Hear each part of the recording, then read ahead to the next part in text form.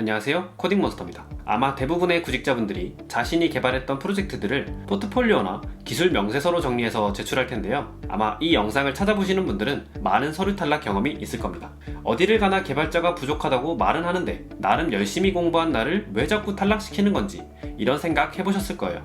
누구는 나보다 경력이 짧거나 심지어 회사를 다녀본 적 없는데도 여기저기 합격을 하고 나는 프로젝트를 많이 해봤고 짧지만 경력도 있는데 왜 자꾸 탈락하는 건지, 정말 이 개발자 구인대라는 남들만의 이야기인 건지 의심도 들곤 할 겁니다. 이번 영상에서는 나의 포트폴리오가 서류 탈락을 하는 이유에 대해 이야기를 할 겁니다. 여러분이 서류 탈락을 하는 이유, 대표적으로 두 가지가 있을 거예요. 첫째, 현재 기업들이 전혀 매력을 느끼지 못할 프로젝트만을 경험했거나, 둘째, 매력이 있는 프로젝트를 했지만 이를 서류에 전혀 담아내지 못하거나. 이번 영상에서는 이 중 첫 번째 이유, 내가 한 프로젝트가 기업의 입장에서 전혀 매력적이지 않을 수 있는, 혹은 남들과 비교해서 전혀 경쟁력이 없는 이유에 대해 설명하려고 합니다. 최근 취업시장에서 구직에 어려움을 겪는 분들이 많이 하는 오해가 있어요. 완벽히 정해진 기획이 있거나 클론 코딩할 대상이 정해져 있을 때 프로젝트를 눈에 그럴싸해 보일 정도로 빠르게 완성하는 것만이 개발자의 역할이라고 생각하는 것입니다. 그래서 많은 분들은 새로운 언어나 프레임워크를 이것저것 급하게 배우고 자기 혼자서 토익 프로젝트를 완성하는 것만으로 만족을 하죠. 그리고 이런 착각을 하고는 합니다. 나는 이 스택 저 스택 다 다룰 수 있는 잠재력 있는 주니어다. 내가 개발해봤는데 꼭 CS 지식 같은 거 필요하지도 않더라. 그리고 이런 포트폴리오들을 양산해내죠.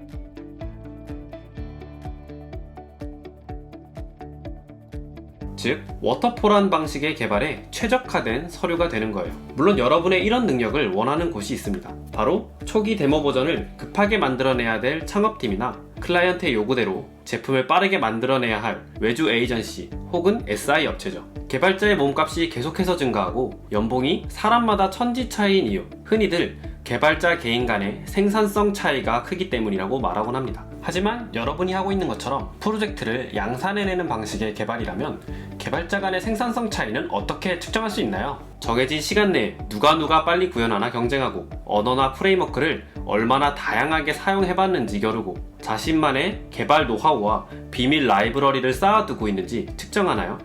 실제로 자기 이름으로 된 DLL을 회사 프로젝트에 가져다 쓰는 경우도 보긴 봤네요. 미친놈.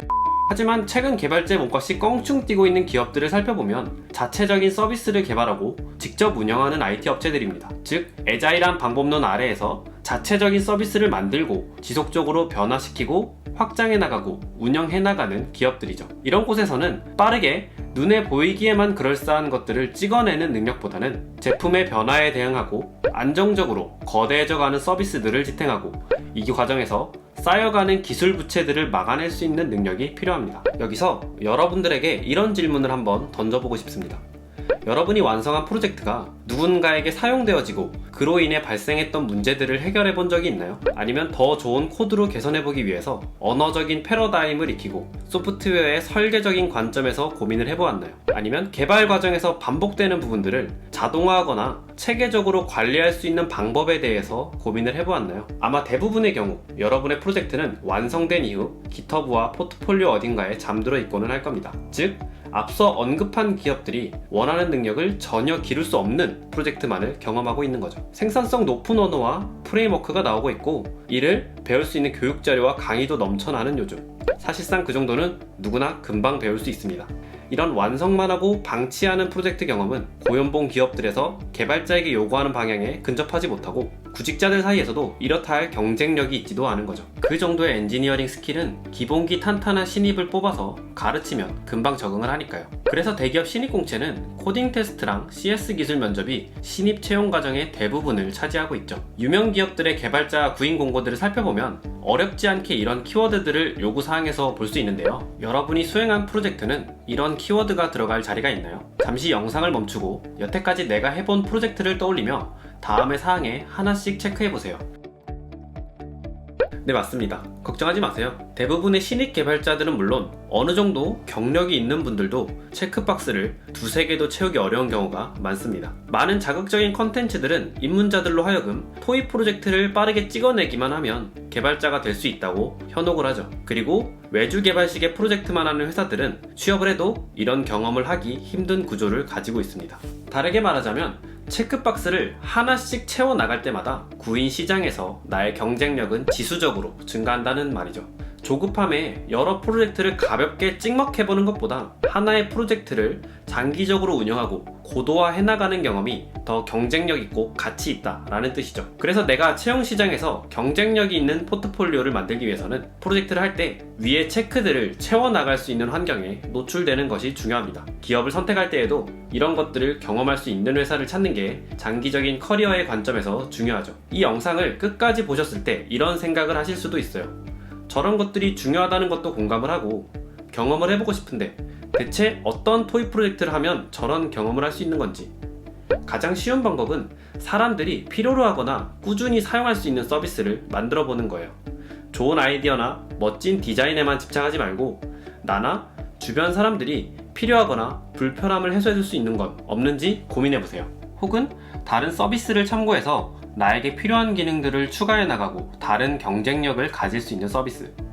그리고 이 과정에서 내가 아는 지식만으로는 개발이 어려워 보여도 포기하지 말고 맨땅에 헤딩해보면서 개발해보고 운영해보고 실패도 해보고 여기서 발생하는 이슈들을 관리하면서 계속해서 대안을 찾아 나가는 겁니다. 그러면 자연스럽게 채용 공고들에서 언급되었던 키워드들을 접하게 되고 현업에서 사용하는 기술과 툴들을 하나둘씩 접하게 됩니다. 그리고 그런 개발 과정과 기술들에 얼마나 익숙해져 있냐에 따라서 나와 내 경쟁자와의 생산성 차이는 급속도로 벌어지게 되죠. 결국 구직 시장에서 기업들이 딱 찾는 개발자가 되는 겁니다. 아직 정확히 결정된 건 아니지만 앞으로 각 개발 분야의 현업자들을 초청을 해서 주니어들이 어떤 프로젝트를 하고 어떤 기술들을 사용해보면 좋을지에 대해서 이야기해보는 컨텐츠도 준비해보려고 합니다. 제 채널을 구독해주시면 이런 컨텐츠들을 계속해서 받아보실 수 있습니다. 앞서 보여드렸던 체크사항들은 댓글과 설명에 고정된 링크에서 계속 확인하실 수 있습니다. 감사합니다.